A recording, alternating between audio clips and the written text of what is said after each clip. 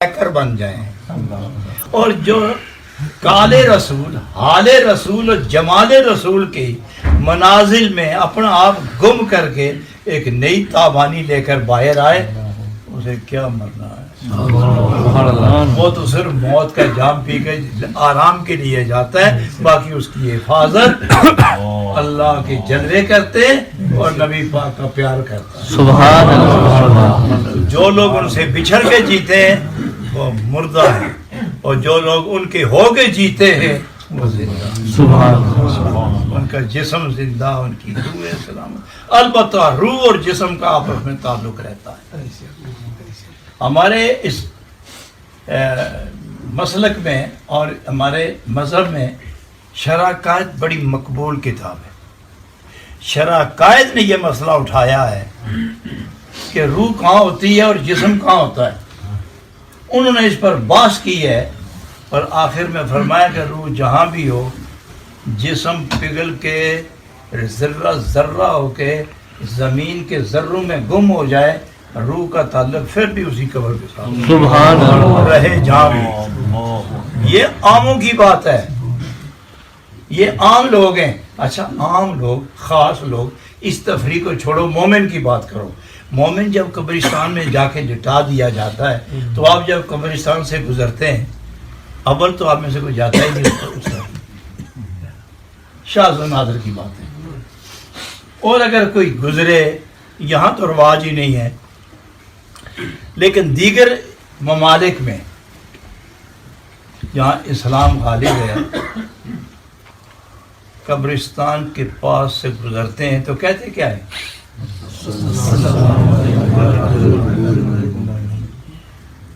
اچھا، جب 1000-1500 بھیڑیں ہوں، بکریاں، بیل، گائے، گدھے، گھوڑے، بھینسیں، اور خوبصورت بھی ہوں، مضبوط بھی ہوں، تندرست بھی ہوں، تو ان کے درمیان کھڑے ہو کے کبھی کہو گے ان کو السلام علیکم؟ کیوں زندہ نہیں ہے؟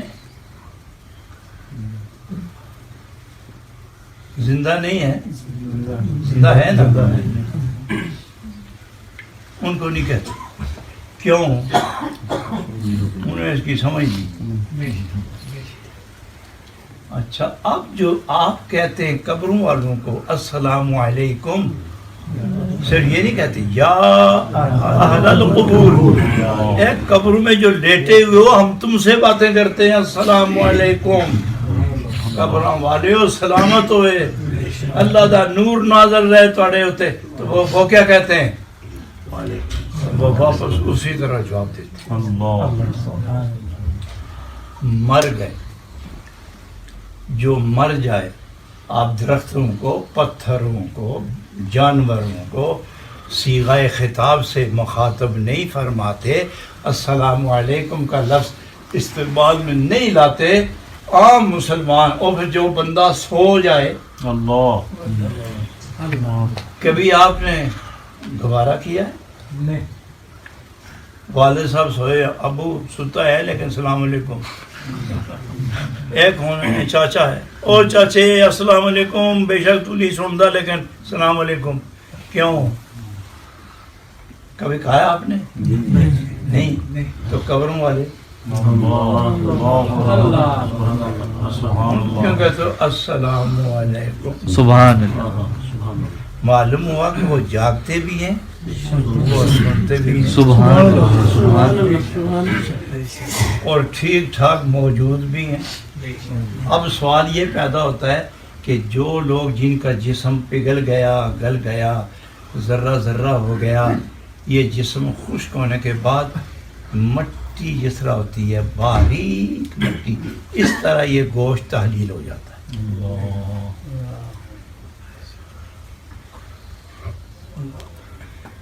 لوہا آگ میں ڈالو، گرم ہو جائے، باہر نکال کے چھوڑو، باقی کی طرح وہ بھی سیاہ ہو جائے گا، لیکن ہاتھ نہیں لگا سکو گے۔ آگ سے نکل تو گیا ہے لیکن آگ کا اثر لے کے گیا ہے، اس لیے ابھی تک گرم ہے۔ میں مانتا ہوں کہ دنیاوی زندگی کی طرح زندگی لے کے قبر میں آدمی نہیں جاتا، مگر نورانی کیفیات کے ساتھ جب قبر میں جائے تو وہ چیزیں، وہ نعمتیں ساتھ جاتی ہیں، صبح قیامت تک جسم کو اپنے اندر محفوظ رکھتی ہیں وہ کیفیت ذکر کی، وہ کیفیت انوار و تجلیات کی۔ یہی تو جناب رومی فرماتے ہیں یوں کیوں مرتے ہو، پہلے ہی مرے ہوئے ہو، جاگتے کیوں نہیں؟ جاگو اور خدا کے ہو کے جاگو۔ یہ چلتے پھرنے کا نام زندگی ہے، یہ نہیں دوستو۔ زندگی وہ ہے کہ قبر میں بھی جب میرے شیخ فرمایا کرتے تھے کہ آپ بڑا پیار سے بات فرماتے کہ وہ آدمی جو 5-10 قسم کے کھانے روز کھائے اس کو امیر نہ سمجھنا۔ امیر وہ ہے کہ جو اس کے دائیں جانب کا پڑوسی، بائیں جانب کا پڑوسی، وہ بھی وہی کھانا کھائیں جو وہ امیر خود کھاتا ہے، سبحان اللہ، یعنی اس کا پڑوسی بھوکا نہ رہے۔ یہ فرمانے کے بعد ارشاد فرماتے کہ مومن تو وہ ہوا صاحب کمال کہ جس قبرستان میں جا کے لیٹ جائے اس کے دائیں بائیں جو 2 قبریں وہ بھی نور سے منور۔ سبحان اللہ، سبحان اللہ۔ اور ایسا آدمی جلال الدین سیوطی رضی اللہ عنہ ارشاد فرماتے ہیں کہ ایک گناہگار آدمی، ایک گناہگار آدمی، 200-400 آدمی کھڑے ہوئے، اللہ مغفر، آگے کس طرح پتہ نہیں، اللہ مرنے تو بچا رکھے کہ لوڑے دو آپ جب مرنا ہی نہیں تو پڑھنا کیا۔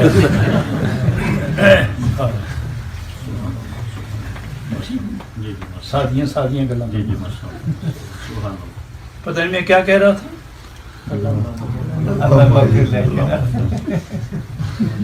یہ حیرت بھی چی ہو۔ فرماتے کہ گناہگار سامنے 4 بھائی پڑی ہے، 300-400 آدمی، اس میں نیک بھی ہیں گناہگار بھی ہیں، اس میں نمازی بھی ہیں بے نماز بھی ہیں، اس میں عام بھی ہیں خاص بھی ہیں، حکم ماننے والے بھی ہیں حکم توڑنے والے بھی ہیں، مگر صف میں کھڑے ہو گئے، ایمان ضائع نہیں ہوا۔ گناہگار ہو سکتے ہیں لیکن ایمان بے ایمان نہیں ہوتے۔ گناہ کرنے سے آدمی گناہگار ہوتا ہے، کافر نہیں ہوتا جب تک انکار نہ کرے۔ تو یہ صفوں میں کھڑے ہو گئے، مانگتے کیا ہے دعا سے؟ اللہ مغفر، مغفر کے جی نہیں کچھ ہوندہ تو زور نہ پڑو۔ اچھا میں پوچھتا ہوں کہ آپ جنازہ کس کا پڑھ رہے ہیں؟ جی مردے کا، تو دعا کس کے لیے مانگ رہے ہیں؟ جو زندہ ہے اللہ انہیں بخشش فرمائے۔ بندہ لٹائے اور اس کا فکر نہیں ہے، اے جڑے اسی زندے چپ چاپ بیٹھے ہیں تو پہلے ساڑی بخشش جیتی خیر ہے، ساڑی پہلے خیر مطلب۔ جب اپنی دعا مانگنے کے بعد ہوش آتا ہے تو پھر یہ کو ہمدردی ہے، کتنے سیلفش ہوئے ہیں آپ، یہ بھی کوئی ہمدردی ہے کہ جنازے کے وقت بھی آپ اس کا خیال نہیں کرتے، پہلے اپنا آپ۔ دوسری گل، جب ہم نماز پڑھتے ہیں اور اتحیات آخری جس میں چھوٹ ملتی ہے آدمی کو، یعنی فارغ ہوتا ہے سلام، پھر اس وقت دعا کے لیے درود شریف کے بعد رب اجعلنی ربنا اغفر لی، ربنا اغفر لی، ایتھے رکو، ربنا اغفر لی، اے رب ہمارے، اے ساڈے رب صرف میں نے بخش دے۔ اس کے بعد پڑھتا ہے بھلے والدی، میری ماں بھی ہے میرا باپ،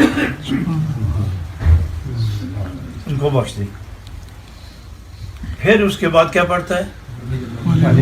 وَلِلْمُؤْمِنِينَ جس نے بھی نبی پاک کا دامن پکڑا ہے اور حضور کا غلام ہے، اگرچہ نیک نہیں ہے لیکن ہے نبی پاک کا غلام، اس کی بھی بخشش ہو۔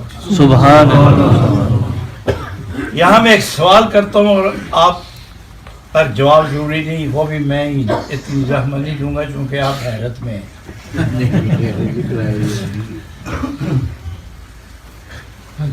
جنازے میں جاؤ، اللہ مغفر لحینا و میتنا، نماز پڑھو تو ربنا اغفر لی، تو ایک کیوں نہیں آندے رب اغفر لی، میرے رب مینوں بخش دے، ربنا اے ساڈے اساں ساریاں دے رب مینوں بخش دے۔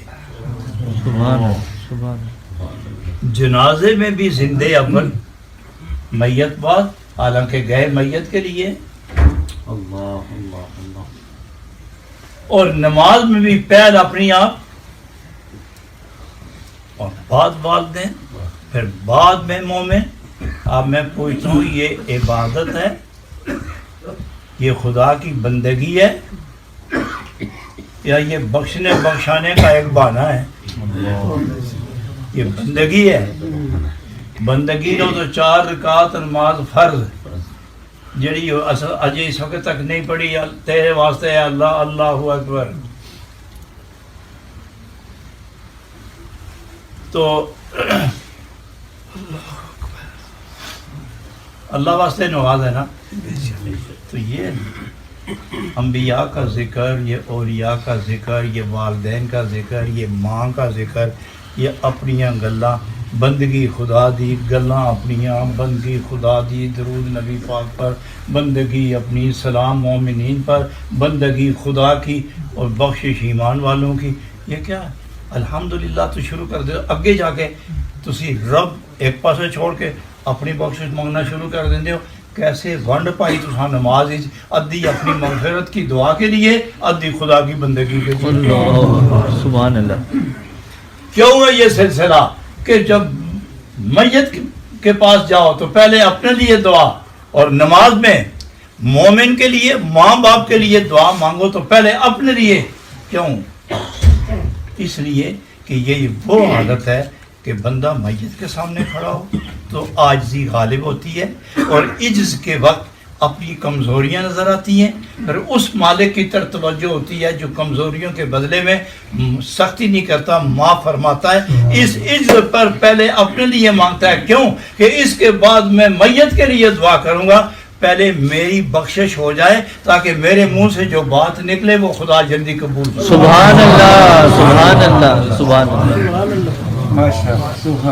پہلے ہمیں جو اس کے لیے آئے ہوئے ہیں نا، پہلے ہماری بخشش فرما، پاک ہو گئے، زبان پاک ہو گئی، دل پاک ہو گیا، تو راضی ہو گیا، رحمت نازل ہو گئی، اب فریاد کیا ہے؟ یہ جو مر گیا اس کو بخش دے۔ اسی طرح نماز میں جب آپ یہ پڑھتے ہیں ربنا اغفر لی، میں بات کر رہا تھا، جوانی کا زمانہ تھا چکوال میں، تو آیت پڑھتے پڑھتے میں بھول گیا، تو میرے قریب حافظ صاحب بیٹھے ہوئے تھے، وہ 70-75 سال کے بڑے بزرگ انسان۔ میں نے جلدی سے حافظ صاحب کی طرف کر کے کہا حافظ جی آگے کس طرح یہ آیت، تو ان کے خیال میں بھی نہ آئی بات، کہنے تو پیچھوں پڑھ کے آپ میں دسا تھا۔ میں نے پڑھی تو پھر رک گیا، کہنے پھر پیچھوں پڑھ، میں پھر پڑھتا آیا تو کہنے اس طرح آگے لگ جا۔